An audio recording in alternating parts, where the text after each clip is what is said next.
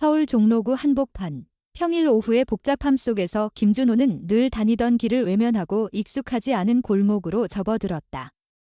몇 년 전까지만 해도 번화했던 거리였지만 지금은 문을 닫은 가게들만이 간판을 간신히 붙이고 있는 구역이었다. 가끔씩 업무 미팅을 위해 시내에 나올 때면 최대한 조용하고 돌아다니는 사람이 적은 길을 택하는 그였다. 오늘도 예외는 아니었다. 34살의 준호는 프리랜서 법률 에디터로 외부와 접촉을 거의 하지 않고 재택으로 일하는 삶을 이어오고 있었다. 무심한 듯 보이는 표정 뒤엔 지난날의 상처가 고스란히 숨어 있었다. 아내를 잃고 아이들을 잃고 집안과도 멀어진 지 오래였다. 처음엔 이 모든 것이 임시적일 거라 믿었지만 그 생활은 어느새 일상이 되었고 사람을 피하는 것이 몸에 밴 습관처럼 굳어버렸다. 하지만 그날은 달랐다. 오래전 대학 시절 종종 지나다니던 골목을 지나던 중 눈에 익지 않은 장면 하나가 발걸음을 붙잡았다. 허름한 건물 벽 아래 서 있는 한 중년 여성, 그리고 그 곁에 선 2명의 어린 여자아이, 세 사람 모두 말이 없었고 그 침묵은 도리어 골목을 무겁게 만들었다. 여자는 거리감 없이 지나가는 사람에게 말을 걸었다. 아이들을 가리키며 가격을 말하는 목소리는 너무도 담담했고 눈치라곤 전혀 없었다. 마치 오래된 가전제품을 처분하려는 듯한 어조였다. 누군가 발걸음을 멈췄다가 고개를 저으며 멀어져 갔다. 여자는 욕설을 뱉으며 아이들을 옆으로 밀쳐내고는 다시 다른 사람에게 같은 말을 반복했다. 아이들은 조용히 시선을 바닥에 두고 있었다. 몸을 움츠리거나 겁에 질린 기색은 없었다. 오히려 익숙한 듯 했다. 준호는 그 상황이 믿기지 않았다. 서울 한복판. 대낮에 사람을 사고 파는 대화가 거리낌 없이 오간다는 사실은 상식적으로 설명되지 않았다. 더구나 대상이 어린아이들이라는 점은 그를 분노하게 만들었다. 하지만 그는 그저 한참을 바라보기만 했다.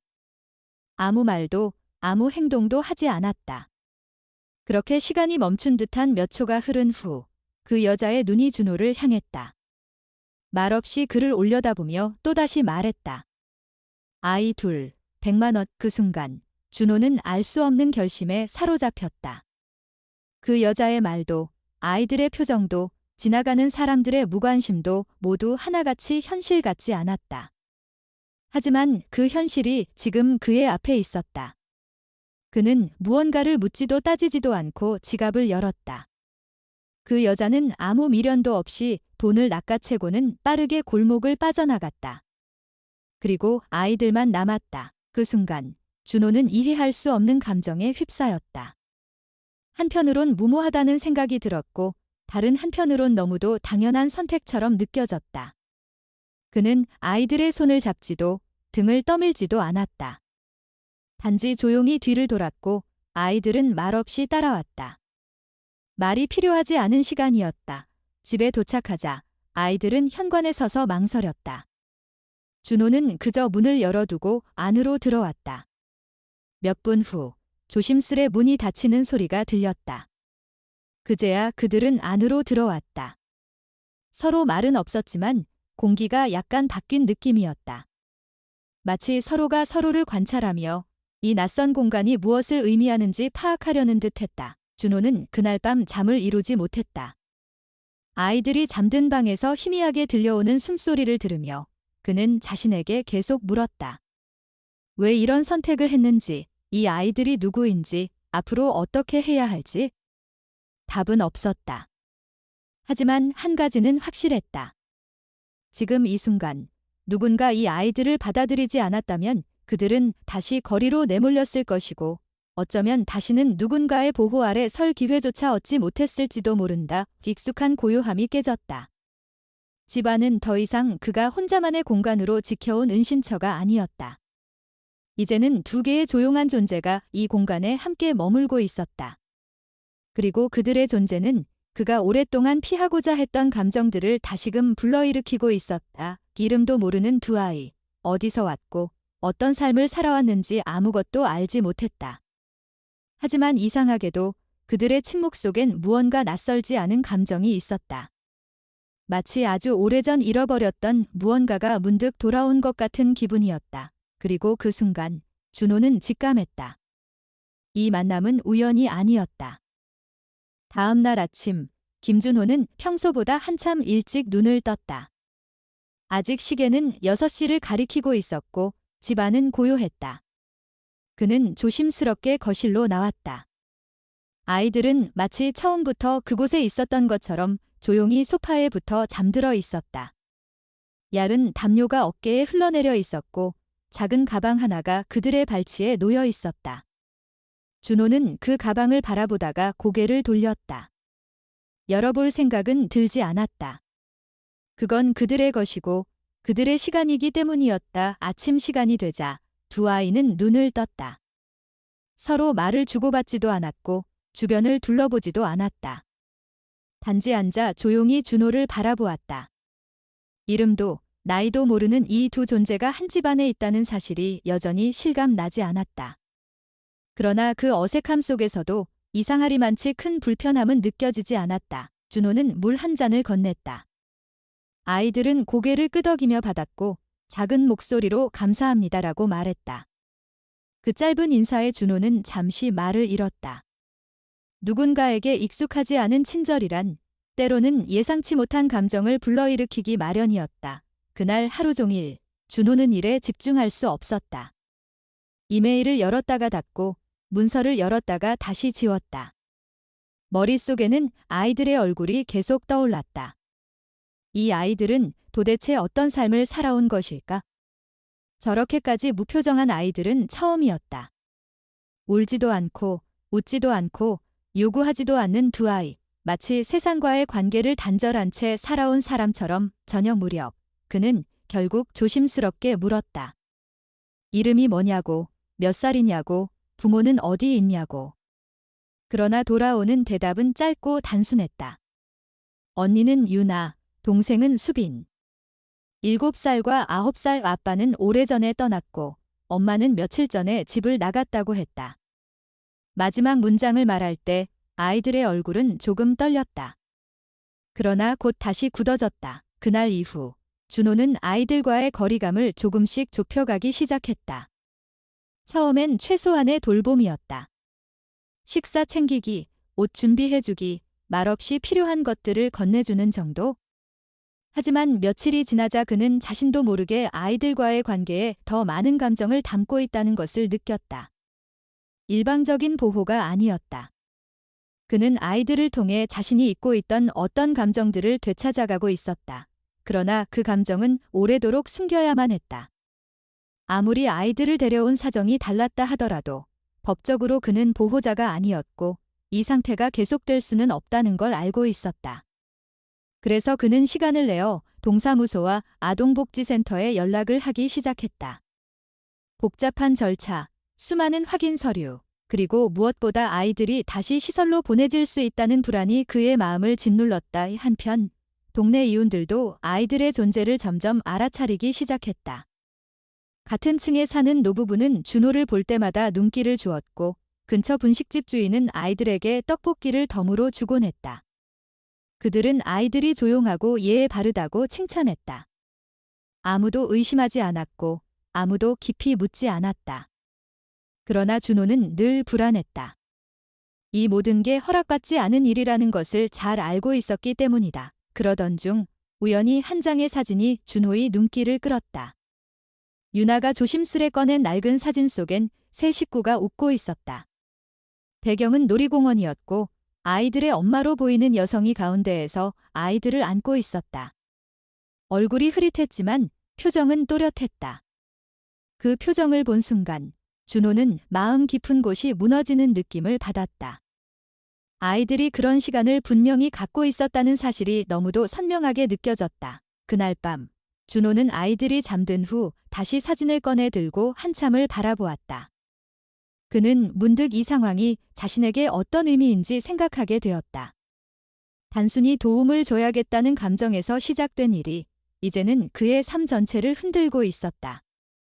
그리고 더 이상 외면할 수 없는 질문이 그의 안에서 떠올랐다. 이 아이들과 나는 어디까지 함께 갈 수 있을까? 김준호는 결국 결심했다. 아이들을 법적으로 보호할 수 있는 방법을 찾기로. 그는 더 이상 김씨로 돌본다는 애매한 위치에 머물고 싶지 않았다. 어차피 이 아이들이 떠나는 날을 막연히 기다리며 살아가는 건 그의 방식이 아니었다. 그러기엔 아이들은 그의 삶에 이미 너무 깊이 들어와 있었다. 먼저 아동복지센터에 전화를 걸었다. 상담사는 차분한 목소리로 현재 상황을 물었고 아이들과의 관계, 발견 경위, 보호 여부, 건강 상태 등 하나하나 빠짐없이 확인하려 했다. 그는 사실대로 말했다. 길거리에서 만났고 돈을 주고 데려왔다고. 상담사의 목소리가 약간 굳어졌다. 불법 인신매매 혐의로 의심받을 수도 있다는 말이 돌아왔다. 순간 준호의 속이 서늘해졌다.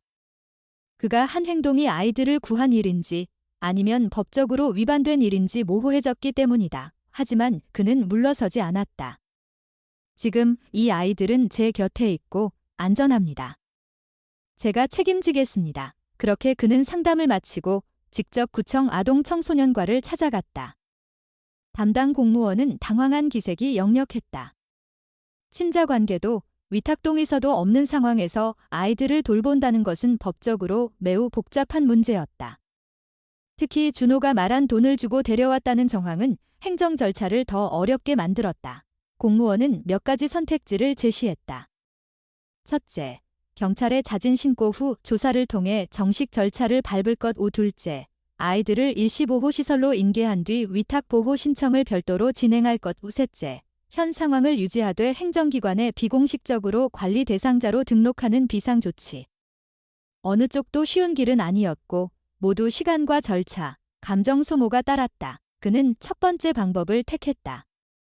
정식으로 조사받고 법적인 문제를 해소한 뒤 떳떳하게 보호자가 되기로. 그렇게 경찰서 아동전 담부서에 출석했고 조사를 받았다. 형식적인 신원조회와 진술서 작성을 거치고 나서야 겨우 아이들과의 동거가 일시적으로 인정되었다. 하지만 이 결정은 어디까지나 임시조치일 뿐, 추후에 아이들의 신원과 가족관계가 파악되면 언제든 상황은 바뀔 수 있었다. 조사 과정 중 경찰은 아이들에 대한 실종 신고가 접수되지 않았다는 사실을 확인했다. 이는 오히려 더 이상한 일이었다. 아이들의 엄마는 왜 사라졌고 왜 아무도 찾지 않는가? 준호는 또 다른 의문에 휩싸였다. 그리고 그 궁금증은 곧 행동으로 이어졌다. 그는 아이들이 말하던 덤마와 살던 곳을 찾아보기로 했다. 기억나는 동네 이름, 근처의 작은 슈퍼, 어린이집 이름 같은 단서를 모아 지도를 뒤지고 온라인 게시판을 찾았다. 며칠 후 그는 경기도 안산의 한 오래된 다세대 주택가에 도착했다. 아이들이 묘사한 풍경과 매우 흡사한 장소였다. 근처 슈퍼 아주머니에게 아이들의 얼굴을 보여주자 그녀는 금세 알아보았다. 이 애들 한동안 여기 살았었지? 엄마가 좀 이상했어? 늘 술에 취해 있었고 애들을 자주 데리고 다니지도 않았어. 그러다 몇 주 전 갑자기 이사를 갔고 이후로 소식이 없다고 했다. 그는 그 이야기를 들으며 막연한 불안이 확신으로 바뀌는 느낌을 받았다. 어쩌면 아이들은 방치가 아니라 사실상 유기된 존재일지도 모른다는 생각이 들었다. 준호는 다시 경찰에 그 정보를 전달했고 실종자 등록이 아닌 방임 및 유기 아동 조사로 전환되었다. 이에 따라 아이들은 공식적으로 보호 필요 아동으로 분류되었고 준호는 임시 보호자로 등록되었다. 그는 안도감과 함께 더 큰 책임감을 느꼈다. 더 이상 도망칠 수도 외면할 수도 없는 일이었다. 한편 아이들과의 관계도 조금씩 달라지고 있었다. 수빈은 종종 꿈을 꾸다 깨어 울곤 했고 유나는 한동안 말을 줄였다. 하지만 그 침묵 속에서도 둘은 준호 곁을 떠나지 않았다. 오히려 더 가까워졌고 눈빛 속엔 점점 믿음 같은 것이 생겨났다. 그는 말하지 않아도 그들의 불안과 기대를 느낄 수 있었다. 그 감정은 그를 계속 앞으로 나아가게 했다. 어느 날 저녁 유나가 조용히 말했다. 아저씨, 우리랑 계속 같이 살 수 있어요. 준호는 대답하지 못했다. 현실은 여전히 복잡했고 절차는 끝나지 않았으며 미래는 불확실했다. 하지만 그 순간만큼은 마음속으로 단단히 대답하고 있었다. 그래, 끝까지 함께 가보자. 임시 보호자로 등록된 이후 김준호는 매주 구청 아동복지 담당자와의 면담을 이어가야 했다. 처음엔 단순한 일정 확인과 아이들 상태 점검 수준이었지만 시간이 지날수록 질문은 더 구체적이고 복잡해졌다. 아이들의 정서 변화, 학교 적응 가능성, 준호 자신의 양육 의지와 생활 여건까지 빠짐없이 검토되었다. 그러던 어느 날 담당 공무원이 조심스레 말을 꺼냈다. 아이들의 생물학적 어머니가 최근에 경찰에 붙잡혔습니다. 그 한마디에 준호는 멍해졌다. 그는 그동안 막연히 아이들의 엄마가 사라졌을 거라 생각했지만 이렇게 갑작스럽게 실제 인물로 다시 나타날 줄은 몰랐다. 공무원은 덧붙였다. 음주 상태에서 쓰레기장에서 발견되었고 아이들의 소재에 대해 묻자 기억이 안 난다고 진술했습니다. 그녀는 아이들을 찾으려는 의지도 돌보려는 노력도 없었다. 그러나 법은 여전히 그녀를 법적 보호자로 인식하고 있었다. 준호는 억울했다. 누군가의 방임과 무관심이 오히려 아이들의 현재 안정을 위협할 수 있다는 사실이 견딜 수 없었다. 며칠 후 그는 아이들에게 사실을 전할지 고민하다가 결국 말하지 않기로 했다. 유나와 수빈은 이제 조금씩 웃기 시작했고 간단한 농담에도 반응을 보이기 시작했다. 그 미세한 변화들이 준호에게는 너무나도 소중했다. 그런 아이들에게 또다시 엄마에 대한 실망을 안겨주고 싶지 않았다. 하지만 사정은 준호의 뜻대로만 흘러가지 않았다. 구청으로부터 친권자 동의 없는 위탁 상태의 지속 가능성에 대해 검토가 필요하다는 통보가 왔다. 즉, 친권자가 여전히 존재하는 이상 현재의 보호 상태가 법적으로 불안정하다는 뜻이었다. 담당자는 가정법원에 친권상실 청구를 신청할 수 있다고 안내했다. 절차는 복잡하고 시간도 오래 걸리지만 유일하게 준호가 정식 보호자가 될 수 있는 길이었다. 준호는 결심했다.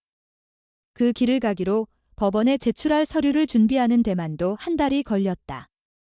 아이들의 생육 기록, 병원 진단서, 상담 소견서, 준호 자신의 경제 상황 증명, 주거 환경 사진까지 빠짐없이 제출해야 했다.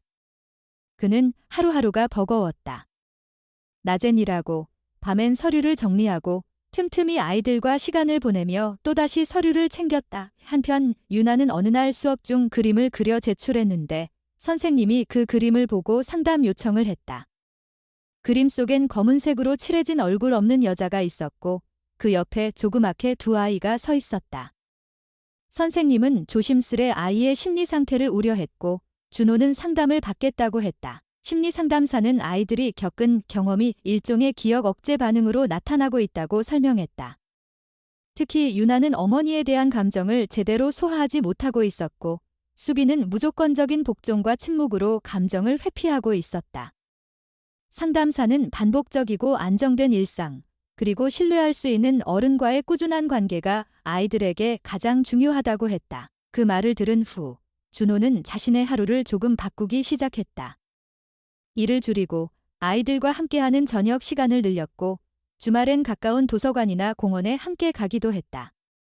그는 아이들과의 일상에서 작지만 확실한 연결점을 만들어갔다. 그렇게 하면서 그 역시 치유되고 있다는 것을 느꼈다. 그러던 어느 날 밤 유나가 말했다. 아저씨, 우리가 여기 계속 있어도 돼요. 준호는 미소로 대답했지만 마음속에선 여전히 확신이 없었다. 법원의 결정은 아직 나오지 않았고 절차는 언제든 바뀔 수 있었다. 하지만 그는 점점 더 분명히 알고 있었다. 자신의 삶에서 이 아이들을 떼어낼 수 없다는 걸. 며칠 후 준호는 법원으로부터 신문 일정을 통보받았다. 친권상실 신문에는 아이들의 생모가 출석해야 했고 그녀가 끝내 나오지 않으면 결정은 연기될 수밖에 없었다. 그는 또다시 마음을 다잡았다. 준비한 모든 자료를 정리하고 모든 가능성을 받아들일 각오를 했다. 신문 당일, 준호는 아이들을 지인에게 맡기고 법원으로 향했다. 그곳에서 그는 아이들의 생모와 마주했다. 그녀는 여전히 초점 없는 눈으로 앉아 있었고 무언가를 말하려다가 이내 고개를 숙였다.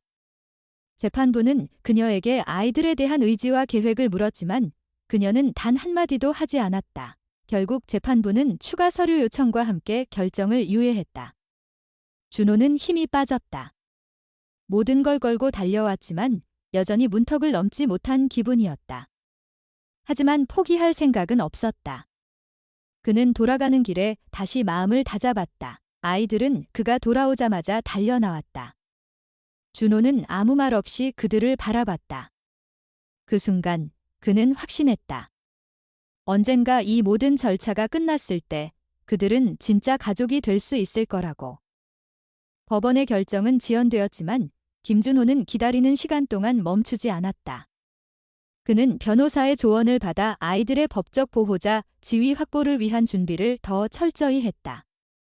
아이들의 병원 진료 기록, 심리 상담 결과, 그리고 학교의 생활기록부까지 모두 첨부해 다시 제출했다. 이 과정은 단순히 문서를 준비하는 것을 넘어 준호 스스로에게도 자신이 어떤 사람이고 어떤 책임을 질 준비가 되어 있는지를 확인하는 시간이었다. 그동안 아이들과의 관계는 조금씩 더 단단해지고 있었다. 유나는 학교에서 우리 가족이라는 주제로 발표 과제를 받았고 발표 내용에 자저씨라는 단어가 자연스럽게 등장했다. 선생님은 잠시 당황했지만 곧 미소를 지었다고 한다. 아이의 목소리에는 망설임이 없었고 그 안에는 확실한 소속감이 담겨 있었기 때문이다. 준호는 그 이야기를 들으며 마음이 벅차올랐다. 비록 아직 법적으로는 아무런 관계도 아니었지만 적어도 유나와 수빈의 마음속에서는 그는 이미 가족이었다. 그러던 중 뜻밖의 전화 한 통이 걸려왔다. 경찰서에서였다. 아이들의 생모가 다시 보호관찰 중인 상태에서 무단 이탈을 했고 현재 소재가 파악되지 않는다는 내용이었다. 경찰은 혹시 아이들에게 접근하려는 의도가 있을 수 있으니 주의하라고 당부했다. 준호는 그 말을 듣고 불안해졌다. 지금까지 어렵게 쌓아온 모든 것이 한순간에 무너질지도 모른다는 두려움이 엄습했다. 그날 밤, 그는 아이들이 잠든 후 거실에서 오랫동안 생각에 잠겼다. 법적으로 보호자가 아니기 때문에 만약 생모가 나타나 아이들을 데려가겠다고 주장하면 그는 아무런 권한이 없었다. 그 현실이 준호를 무기력하게 만들었다. 하지만 그는 곧 다시 다짐했다. 끝까지 지키겠다고. 다음 날 그는 학교 측과 면담을 요청했다.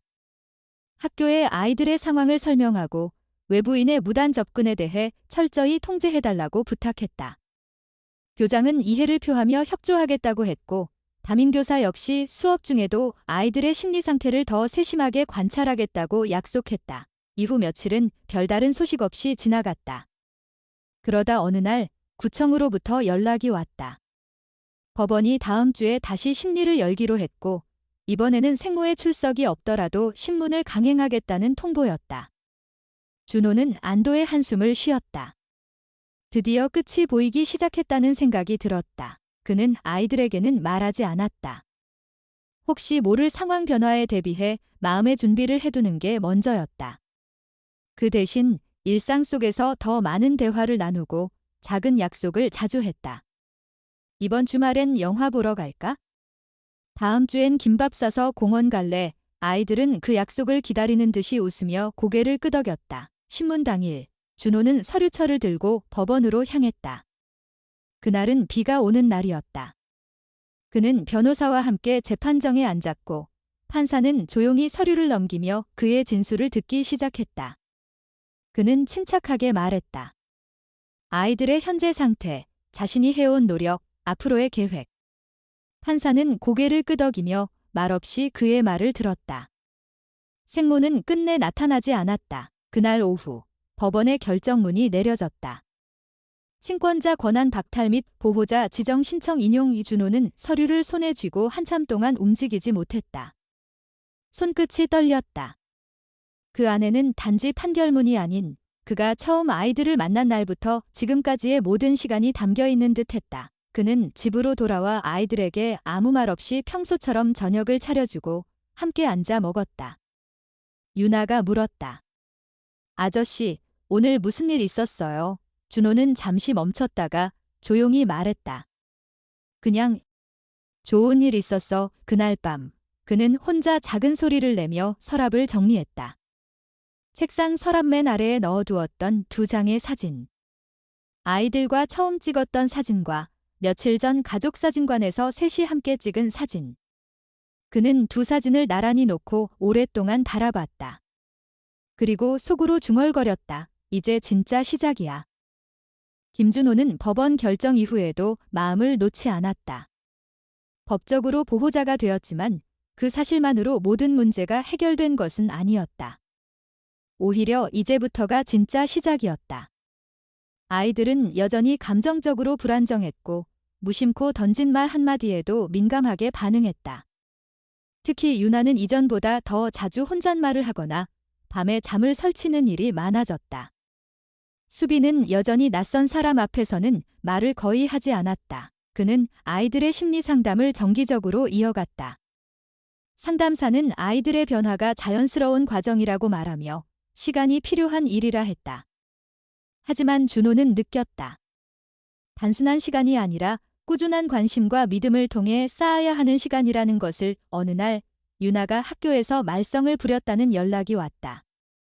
다른 아이와 다툼이 있었고 교실을 나가버렸다고 했다. 준호는 유나를 꾸짖지 않았다. 대신 그날 밤 아이가 먼저 말할 때까지 기다렸다. 유나는 결국 눈물을 글썽이며 말했다. 친구가 엄마는 왜 없냐고 계속 물어봤어요. 준호는 조용히 아이의 이야기를 들었다. 어떤 위로나 설명보다도 그냥 들어주는 것이 아이에게는 더 큰 의미라는 것을 그는 알게 되었다. 그날 이후 그는 유나와 함께 가계부를 쓰거나 간단한 요리를 가르치기도 했다. 수빈에겐 잠자기 전 책을 읽어주는 시간을 늘렸다. 아이들이 하루를 마무리하며 느낄 수 있는 일상의 안정감을 만들어주고 싶었다. 그러던 중 준호는 직장에서 인사이동 통보를 받았다. 팀 개편으로 인해 다른 지역으로 전근이 예정되었고 거주지도 옮겨야 하는 상황이었다. 그는 깊은 고민에 빠졌다. 아이들의 학교, 상담기관, 모든 환경이 이제 겨우 안정되기 시작했는데 다시 흔들 수 없었다. 그는 회사의 상황을 설명하고 유예를 요청했다. 상사는 처음엔 난색을 표했지만 결국 일정 기간의 유예를 허락했다. 그 시간 동안 준호는 방법을 찾기로 했다. 그는 이전에는 생각하지 않았던 선택을 고민하기 시작했다. 안정적인 직장을 잠시 내려놓고 프리랜서 전기기술자로 일하면서 아이들과 더 많은 시간을 보내는 것. 수입은 줄어들겠지만 생활은 이어갈 수 있었다. 그는 용기를 냈다. 회사를 정리하고 기존 거래처 몇 곳과 연락을 이어가며 새로운 형태의 삶을 시작했다. 일과 육아를 병행하는 건 결코 쉽지 않았다. 하지만 이상하게도 그는 불안하지 않았다. 아침에 유나와 수빈이 자신을 깨우러 오는 소리, 세 사람이 함께 앉아 식사하는 시간, 그 모든 것이 그에게 안정감을 주었다. 그리고 그런 변화는 아이들에게도 분명히 전달되었다. 유나는 학교에서 발표대회에 참여했고 수빈은 처음으로 담임 선생님 앞에서 스스로 손을 들고 발표를 했다. 선생님들은 놀라움을 감추지 못했고 준호에게 연락해 칭찬을 전했다. 그는 웃으며 고개를 끄덕였지만 마음속에서는 조용히 안도하고 있었다. 그해 겨울, 세 사람은 처음으로 함께 가족 사진을 찍었다. 평범한 배경, 평범한 옷차림. 그러나 세 사람의 얼굴에는 서로를 향한 신뢰와 애정이 담겨 있었다. 사진관 주인은 사진을 건네주며 말했다. 참 보기 좋네요. 진짜 가족 같아요. 준호는 그 말을 듣고 조용히 대답했다. 이제 진짜 가족입니다. 사진을 집에 걸어둔 날 수빈이 작은 목소리로 말했다. 이제 우리도 가족이야. 유나는 조용히 고개를 끄덕였고 준호는 아이들을 바라보며 말했다. 그래. 우린 가족이야. 언제까지나. 그 말은 약속이었다. 법적인 보호자라는 단어보다 훨씬 깊고 오랜 시간이 걸려 맺어진 연결. 준호는 알고 있었다. 앞으로도 어려움은 계속될 거라고. 아이들이 완전히 상처를 이겨내기까지는 더 많은 시간이 필요할 거라고. 하지만 그는 지치지 않을 것이었다. 그는 선택했고 그 선택을 끝까지 지켜나갈 것이었다. 새해가 밝은 후 김준호는 가족관계 등록부에 등록된 이름을 확인하기 위해 구청을 찾았다. 행정 절차는 대부분 마무리되었고 이제 공식적인 보호자가 아닌 부양자로서 등록을 요청하는 단계였다. 아이들과 그의 관계는 여전히 법적으로는 보호자 피보호자의 형태였지만 실질적으로는 가족처럼 살아가고 있었기에 그는 이 서류 한 장이 갖는 의미를 누구보다 잘 알고 있었다. 서류를 접수한 후 담당 직원이 고개를 들고 말했다. 아이들 출생 신고 내용이 조금 이상합니다. 준호는 순간 긴장했다. 담당자는 몇 가지 기록을 확인한 후 조심스럽게 설명했다. 유나와 수빈의 출생 신고가 다른 구청에서 각각 다른 날짜로 처리되어 있었고 주소지 역시 명확하지 않다는 것이었다. 게다가 두 아이 모두 출생 당시 부모 중 한쪽이 기재되지 않았다는 점도 이상하게 보였다. 준호는 그제야 아이들이 처음 맡겨졌을 때 보육시설에서 설명해준 이야기를 떠올렸다. 아이들의 생모가 정확한 출생 기록을 남기지 않았을 수도 있습니다. 그 말은 단순한 행정착오일 수도 있지만 뭔가 숨기고 싶은 사정이 있었음을 의미하기도 했다. 그는 담당자에게 부탁해 관련 서류들을 복사해달라고 요청했다. 집으로 돌아와 서류를 다시 꼼꼼히 살펴보던 준호는 하나의 문구에 눈이 멈췄다. 출생 장소 확인 불가의 그 문장은 그동안 아이들의 삶에 대해 알고 있다고 믿었던 그의 생각을 흔들었다. 그는 아이들을 위해 더 많은 걸 알아야겠다는 생각이 들었다. 단순히 보호하고 돌보는 것을 넘어서 그들이 누구이며 어디서 왔는지를 함께 밝혀야만 한다고 느꼈다. 며칠 후 그는 다시 보육시설을 찾아가 담당 선생님과 면담을 요청했다. 다행히 예전부터 알고 지낸 직원이 남아있었고 준호의 진심을 이해했다. 그 직원은 조심스럽게 봉인된 서류 한 장을 내밀었다. 아이들의 친모가 남긴 메모였다고 했다. 공식적인 기록은 아니었지만 보육권 내부적으로는 아이들의 배경을 이해하는 데 참고가 되었던 문서였다. 준호는 그 자리에서 메모를 열어보았다. 손글씨로 짧게 적힌 문장이 있었다. 잘 키워주세요.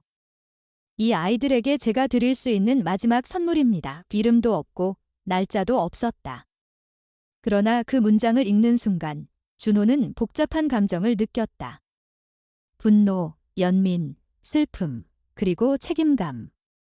그는 오래도록 그 종이를 들고 있었다. 그날 밤 그는 유나와 수빈에게 말하지 않았다. 그 문장이 어떤 의미인지 지금 당장은 아이들에게 알릴 필요가 없다고 생각했다. 하지만 그는 결심했다. 이제 아이들의 과거를 찾아보는 여정을 시작해야겠다고. 다음 주 그는 법원과 보육권, 병원 등 아이들이 거쳐온 모든 기관을 순차적으로 방문했다. 절차는 쉽지 않았다. 개인정보 보호와 관련된 법적 제약 때문에 서류 열람이 제한되기도 했고 일부 기록은 이미 폐기된 상태였다. 하지만 그는 포기하지 않았다.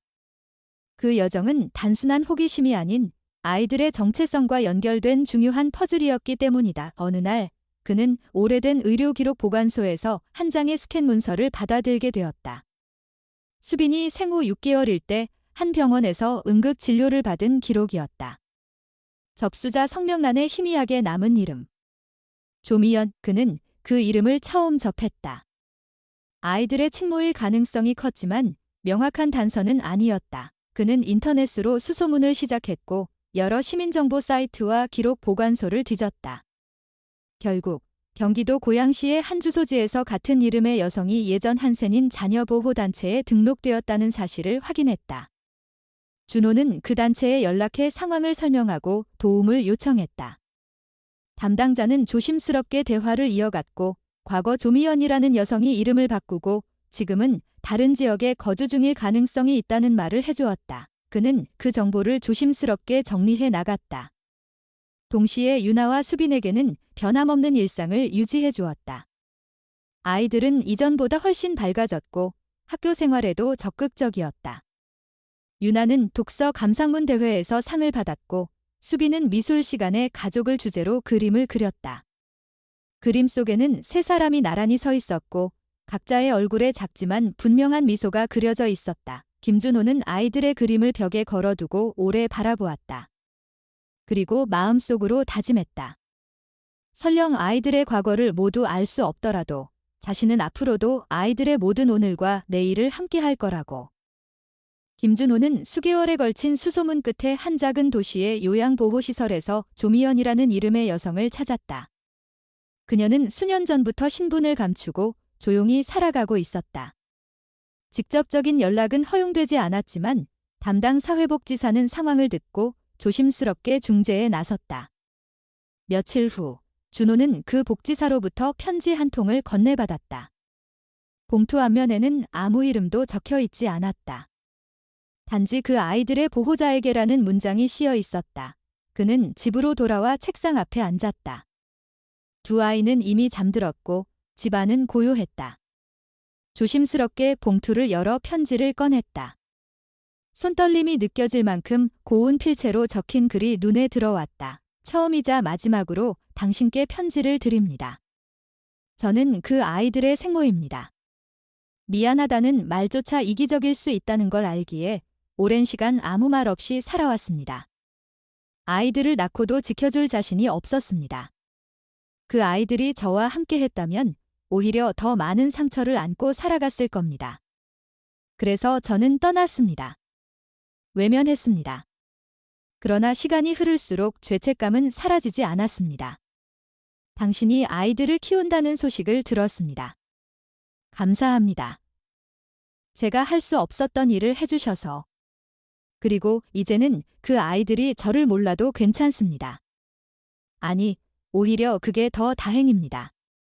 당신이 아버지라면 그것으로 충분합니다. 이 편지는 당신께만 남기겠습니다.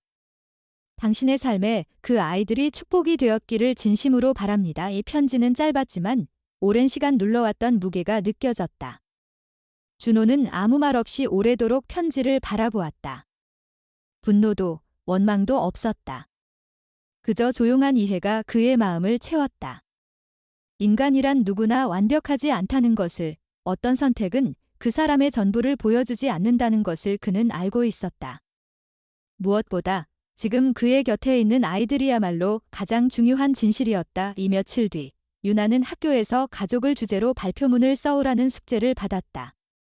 그녀는 원고지를 들고 준호에게 다가왔다. 아빠, 우리 가족 이야기 좀 도와줘요. 준호는 미소를 지으며 말했다. 내가 쓰고 싶은 이야기를 쓰면 돼. 유나는 원고지 첫 줄에 이렇게 적었다. 우리 가족은 세 사람입니다. 우리를 묶은 건 피가 아니라 마음입니다. 그 문장을 읽는 순간 준호는 목이 메었다. 아이는 이미 알고 있었다. 무엇이 가족을 이루는지, 그 깊은 의미를. 수빈은 그 옆에서 그림을 그렸다.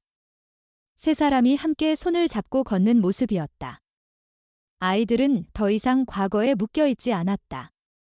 그들은 현재를 살아가고 있었고 서로를 통해 미래를 만들어가고 있었다. 몇 달 후 준호는 다시 일정을 조정해 풀타임으로 현장에 복귀했다. 수입은 나아졌고 생활도 조금씩 안정을 찾았다. 아이들은 여전히 그의 가장 큰 이유이자 목적이었다. 어느 저녁 유나가 문득 물었다. 우리도 언젠간 엄마를 만나게 될까? 준호는 잠시 멈췄다가 조용히 말했다. 그럴 수도 있고 아닐 수도 있어. 하지만 중요한 건 지금 우리가 함께 있다는 거야. 그 말에 유나는 고개를 끄덕였다. 수빈은 무릎 위에 놓인 가족 사진을 바라보다가 조용히 말했다. 우리가 여기 있어. 아빠, 그 말은 준호의 마음에 깊이 새겨졌다. 어느덧 시간이 흘러 유나는 중학생이 되었고 수빈은 초등학교 고학년이 되었다. 가족은 함께 여행을 가고 명절마다 작은 파티를 열며 소소한 일상을 함께 만들어갔다. 주변 사람들은 이 가족을 특별하다고 했다. 하지만 준호는 그렇게 생각하지 않았다. 그저 누군가를 포기하지 않고 묵묵히 곁을 지킨 결과일 뿐이었다. 어느 날 준호는 아이들이 잠든 후 일기장에 이렇게 적었다. 가족이라는 건 법적 관계도 유전자도 아니다. 함께 웃고 울며 서로를 지켜주는 의지의 연결이다. 나는 그 사실을 두 아이를 통해 배웠다. 그리고 지금 나는 이 삶에 충분히 감사한다. 그 문장을 마지막으로 덮은 일기장은 책상 위에 조용히 놓였다. 밖은 어두웠지만 그의 마음속에는 은은한 따뜻함이 번지고 있었다. 그는 알았다. 삶은 완벽하지 않지만 그 속에 우리가 선택한 진심이 있다면 그것만으로도 충분하다는 것을. 그 밤 세 식구의 집에는 깊은 평온이 머물렀다. 조용하지만 단단한 유대. 그것이야말로 진짜 가족의 이름이었다. 오늘 이야기의 끝까지 함께 해주신 여러분께 진심으로 감사드립니다. 한 남성이 우연히 마주한 두 아이를 통해 가족의 의미를 다시 배우고 혈연이 아닌 마음으로 이어진 유대가 얼마나 깊고 소중한지를 깨닫게 되는 여정을 함께 나눌 수 있어 저희도 큰 감동을 받았습니다. 이 이야기는 단지 한 사람의 선택이 아닌 누구나 한 번쯤 겪을 수 있는 상실과 재회의 과정을 담고 있으며 가족이란 반드시 혈연으로만 이루어지는 것이 아님을 조용히 일깨워줍니다. 서로를 지켜보며 버텨주는 마음, 그리고 말없이 곁을 내어주는 용기가야말로 진짜 가족의 힘이라는 것을 우리는 다시 한번 느낄 수 있었습니다. 여러분의 하루에 작은 울림이 되었기를 바랍니다. 이야기를 듣고 느끼신 점이 있다면 아래 댓글란에 자유롭게 생각을 나눠주세요. 여러분 한 분 한 분의 소중한 감상이 이 채널을 더욱 따뜻하게 만들어줍니다. 이 채널을 응원해주고 싶으시다면 좋아요를 눌러주시고 마음을 담은 댓글과 함께 구독해주시면 큰 힘이 됩니다. 앞으로도 의미 있는 이야기로 여러분을 찾아뵙겠습니다. 감사합니다.